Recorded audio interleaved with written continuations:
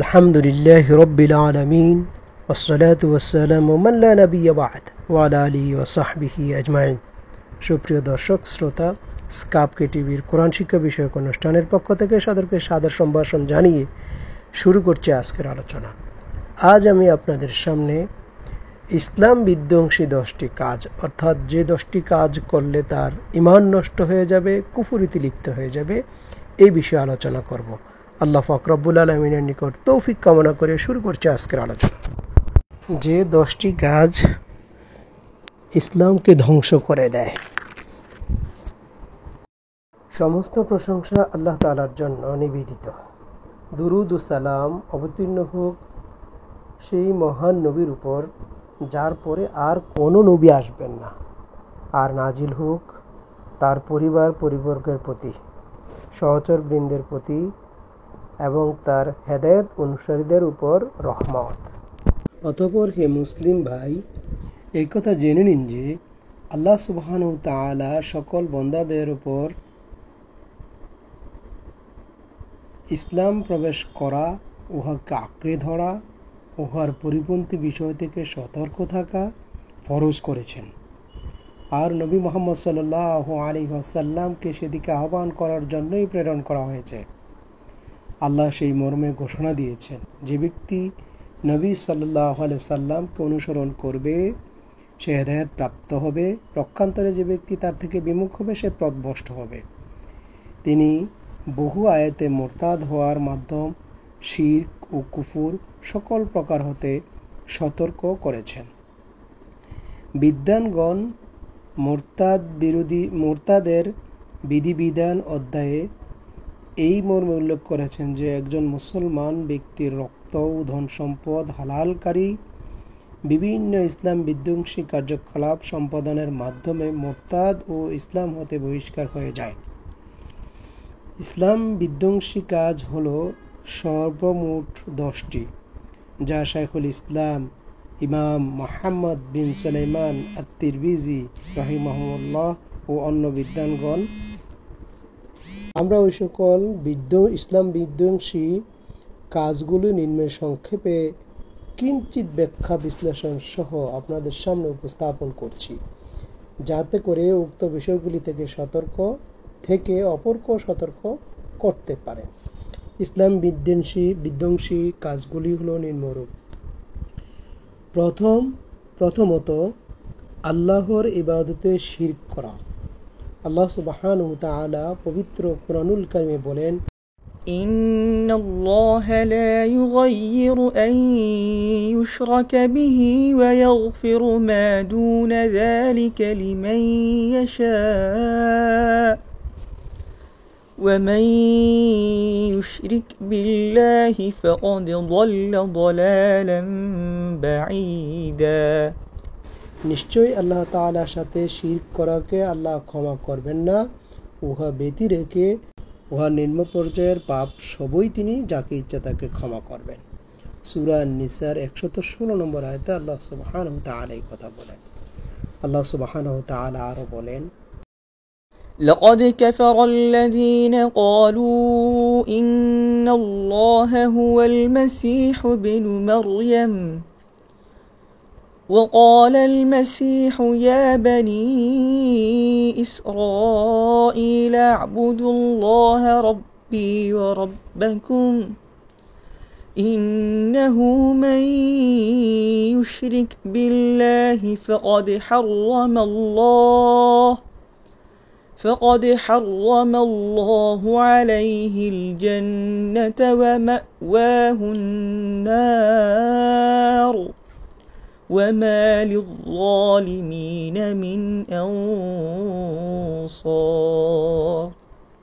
নিশ্চয় যে ব্যক্তি শিরক করবে আল্লাহ তাআলা তার উপর জান্নাত হারাম করে দিবেন এবং তার বাসস্থান হবে জাহান্নামে, আর এই সমস্ত জালিমদের জন্য কোনো সাহায্যকারী থাকবে না।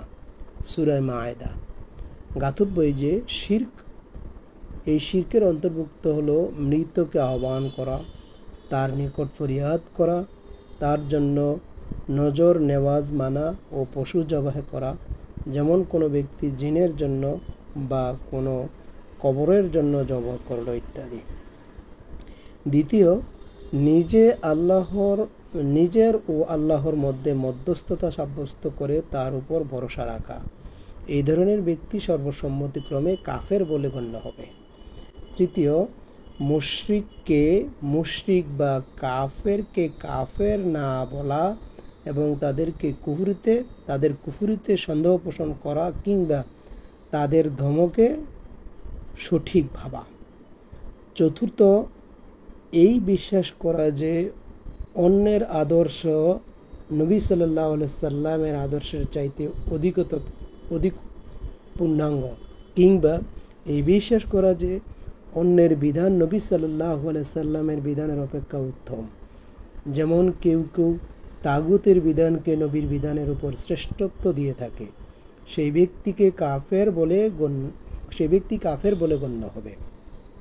5, রাসূলুল্লাহ সাল্লাল্লাহু আলাইহি সাল্লামের আনিত কোনো বস্তুকে ঘৃণার চোখে দেখা, এমত অবস্থায় সে কাফের বলে গণ্য হবে, যদিও সে ওই বস্তুর উপর বাহ্যিকভাবে আমল করে। আল্লাহ তাআলা বলেন, ذلك بأنهم كرهوا ما أنزل الله فأحبط أعمالهم। এই জন্য যে তারা আল্লাহ তাআলার নাজিলকৃত বিষয়কে ঘৃণা করেছে, সুতরাং আল্লাহ তাআলা তাদের আমলগুলোকে পঙ্গু করে দিয়েছেন। সূরা মায়দা মুহাম্মাদের 9 নম্বর আয়াত। ষষ্ঠ, দ্বীনের কোনো বিষয় নিয়ে বা তার পুরস্কার কিংবা শাস্তিকে নিয়ে ঠাট্টা বিদ্রূপ করা। যেমন আল্লাহ তাআলা বলেন, لئن سألتهم ليقولن إنما كنا نخوض ونلعب قل أبالله وآياته ورسوله كنتم تستهزئون لا تعتذروا قد كفرتم بعد إيمانكم إن نعف عن طائفة منكم نعذب طائفة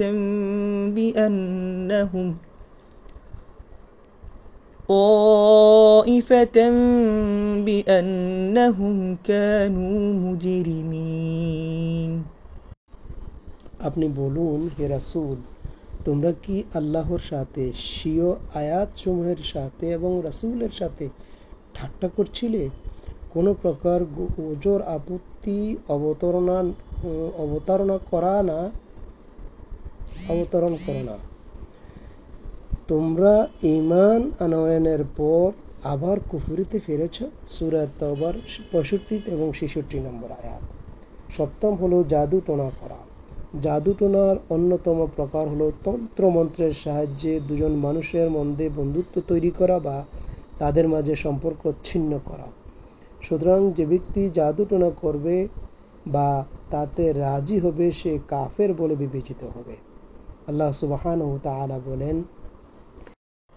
وما تتلو الشياطين على ملك سليمان وما كفر سليمان ولكن الشياطين كفروا يعلمون الناس السحر وما أنزل على الملكين ببابل هاروت وماروت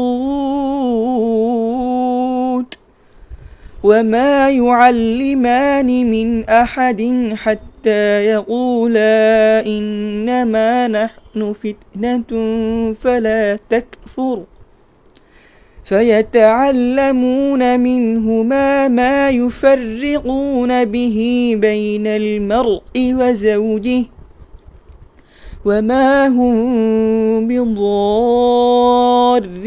به من أحد إلا بإذن الله ويتعلمون ما يضرهم ولا ينفعهم ولقد علموا لمن اشتراه ما له في الآخرة من خلاق ولبئس ما شروا به أنفسهم لو كانوا يعلمون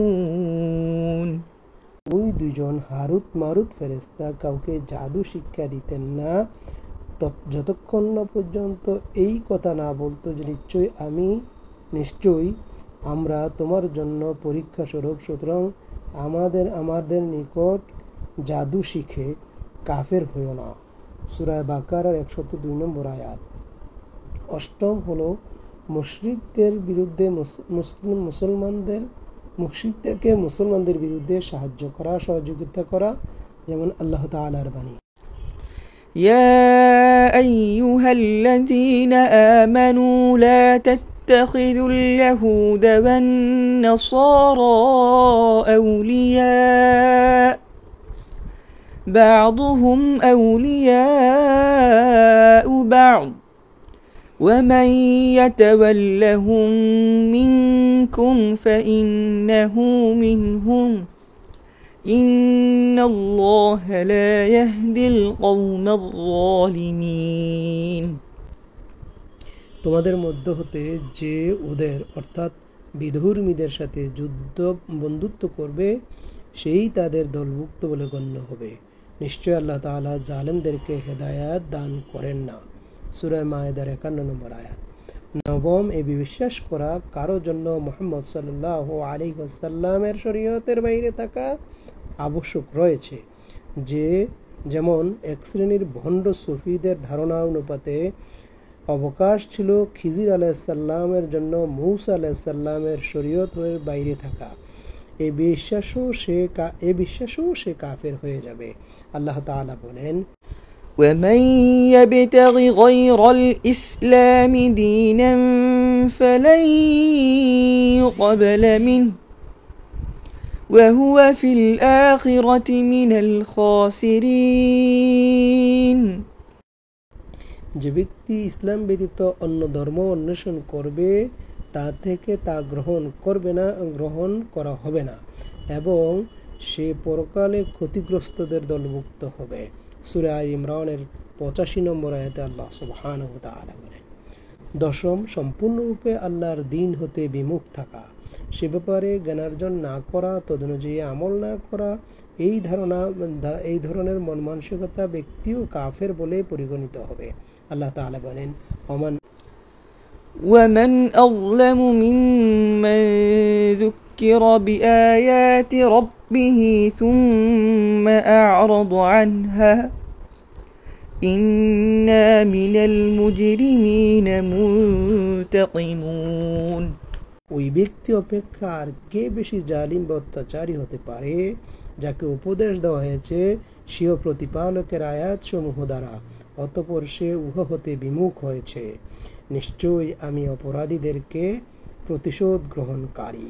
সূরা সাজদার 22 নম্বর আয়াতে আল্লাহ সুবহানাহু ওয়া তাআলা বলেন, কোন লোক এই সকল বিষয়ে লিপ্ত হলে সে কাফের বলে বিবেচিত হবে, চাই সে মজা করার জন্য অথবা সকল কাজ করুক বা গুরুত্ব সহকারে করুক, স্বেচ্ছায় করুক বা ভয়ে করুক। অবশ্য কাউকে যদি বাধ্য করা হয় তবে তার ব্যাপার আলাদা। এ সমস্ত বিষয়ে ইসলাম বিদ্বেষী বিষয় অত্যন্ত মারাত্মক। তারপরও তা ব্যাপকভাবে সংগঠিত হয়ে থাকে। সুতরাং মুসলিম ব্যক্তির উপর অপরিহার্য কর্তব্য হলো এ সকল বিষয় থেকে সতর্ক থাকা। আমরা আল্লাহ তাআলার নিকট তার ক্রোধ অবধারিতকারী বিষয় হতে এবং তার যন্ত্রণাদায়ক শাস্তি হতে আশ্রয় প্রার্থনা করি। সৃষ্টির সেরা মুহাম্মদ রাসূলুল্লাহ সাল্লাল্লাহু আলাইহি সাল্লামের উপর এবং তার পরিবারের উপর, সাহাবীগণের উপর আল্লাহর রহমত ও শান্তির ধারা বর্ষিত হোক। তো চতুর্থ প্রকার ইসলাম বিদ্বেষী বিষয়ের অন্তর্ভুক্ত হবে ওই ব্যক্তি যে ব্যক্তি বিশ্বাস করে যে মানুষ যে সমস্ত সংবিধান রচনা করেছে উহা ইসলামী সংবিধানের চেয়ে উত্তম অথবা উহার সমপর্যায়ের, অথবা এই বিশ্বাস করে যে ওই সমস্ত মানব রচিত বিধানের নিকট ফয়সালা তলব করা জায়েজ, যদিও শরীয়তের বিধানকেই সে উত্তম মনে করে। এ ধরনের সকল বিশ্বাসই চতুর্থ প্রকার ইসলাম বিধ্বংসী বিষয়ের অন্তর্ভুক্ত। অনুরূপভাবে যদি কেউ বিশ্বাস করে যে ইসলামের বিধিবিধান ও বিংশ শতাব্দীতে বাস্তবায়নযোগ্য নয়, অথবা এই বিশ্বাস করে যে ইহা মূলত মুসলিমদের পশ্চাদমুখী হওয়ার কারণ, অথবা উহাকে যে স্বীয় প্রতিপালকের সাথে সম্পর্ক করার মাধ্যমে সীমিত রাখে, জীবনের অন্যান্য বিষয়ে কোনো কর্তৃত্ব নেই বলে ধারণা করে, অর্থাৎ বলে যে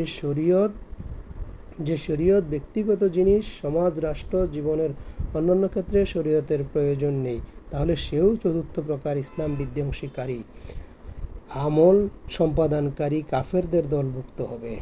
অনুরূপভাবে চতুর্থ প্রকারের শামিল হবে ওই ব্যক্তি যে ব্যক্তি এমনটি ধারণা করে যে চোরের হাত কাটা, বিবাহিত ব্যভিচারীকে পাথর মেরে হত্যা করা ইত্যাদি আল্লাহর বিধান বাস্তবায়ন করা আধুনিক যুগের জন্য উপযোগী নয়। অনুরূপভাবে চতুর্থ প্রকারের অন্তর্ভুক্ত ওই ব্যক্তির কথা যে ব্যক্তি বিশ্বাস করে যে বৈশ্বিক বিষয়সমূহ, দণ্ডবিধি ইত্যাদি ব্যাপারে শরীয়ত বিধিত অন্য কোনো বিধান দিয়ে ফয়সালা করা যায়, যদিও সে এই বিশ্বাস না রাখে যে উহা শরীয়তের বিধান অপেক্ষা উত্তম, তবুও সে কাফের বলে গণ্য হবে, কারণ সে এর মাধ্যমে এমন বিষয়কে হালাল করেছে যা আল্লাহ হারাম করেছেন। আর যে ব্যক্তি আল্লাহ তাআলার হারামকৃত বিধানকে হালাল করবে, তা যার হারাম হওয়া দিন ইসলামে সর্বজন বিদিত, যে ব্যভিচার করা, মদ্যপান করা, সুদী কারবারি করা, আল্লাহর শরীয়ত বিদিত অন্য কোনো বিধান দ্বারা ফয়সালা করা ইত্যাদি বিষয়কে হালাল মনে করবে, সে মুসলমানদের সর্বসম্মতিক্রমে কাফের বলে গণ্য হবে। সমীপে এই কামনা করি যে তিনি যেন সকলকে তার সন্তুষ্টিমূলক কাজের তৌফিক দান করেন, আমাদেরকে সমস্ত মুসলিমদেরকে সঠিক পথের হেদায়েত দান করেন, নিশ্চয়ই তিনি সর্বশ্রোতা ও নিকটবর্তী। আল্লাহ তাআলা নবী মুহাম্মদ সাল্লাল্লাহু তিনি সর্বশ্রোতা ও নিকটবর্তী। আল্লাহ তাআলা নবী মুহাম্মদ সাল্লাল্লাহু আলাইহি ওয়াসাল্লাম ও তার পরিবর্গ ও সাহাবাদেরকে উত্তম রহমত ও শান্তির দ্বারা বর্ষিত করুন। আমিন। আখির দাওয়ানা আনিল হামদুলিল্লাহি রাব্বিল আলামিন।